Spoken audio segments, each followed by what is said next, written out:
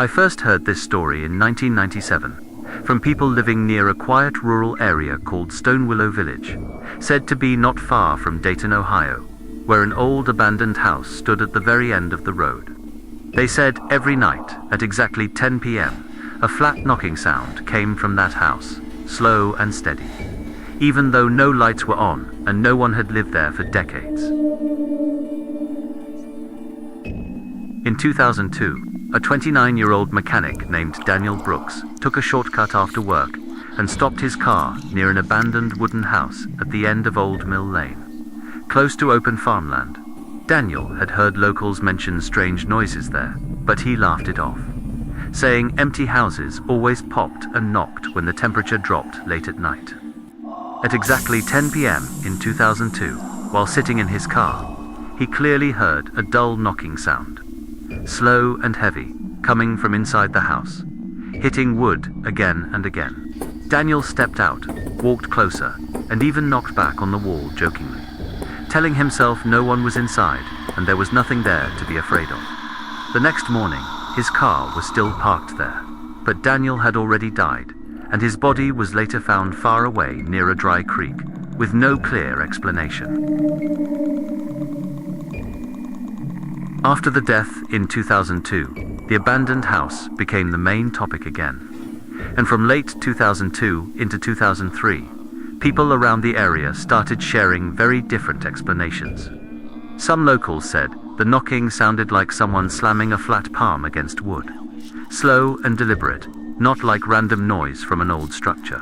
Others believed it was furniture falling inside, even though nothing was ever found, moved, or broken when people checked the house during the day. A few older residents said the sound reminded them of someone pounding on a wall in anger, repeating the same motion, always starting at exactly 10 p.m. There were also stories claiming the knocking followed people who stayed too long, growing quieter but never fully disappearing once it started. No one could agree on what the sound truly was, but everyone agreed it never came early, never came late, and never skipped a night. Because of that, people stopped going near the end of the road at night, especially after 10, even if they did not believe the stories. In 2003, an 81-year-old man named Harold Whitman, who had lived nearby most of his life, finally decided to speak. Harold said the abandoned house once belonged to him and his younger brother, long before anyone avoided it or feared the sound.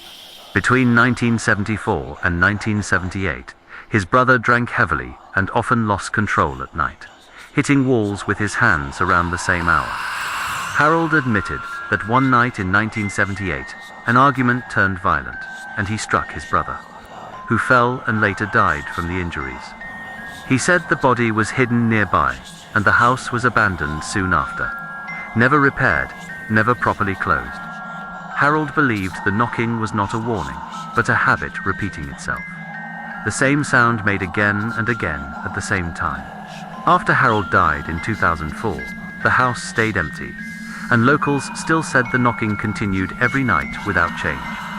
People now say the house does not scare anyone directly, but waits quietly for someone willing to stand close and listen. No one has ever proven whether this story was true, or if it was something the villagers slowly shaped over time to keep people away from that house. Some believe it was a warning passed down quietly. Others think it was only fear, growing from repeated retelling. If you have heard this story before, or know anything related to that house, people say you can share it below and let others decide for themselves.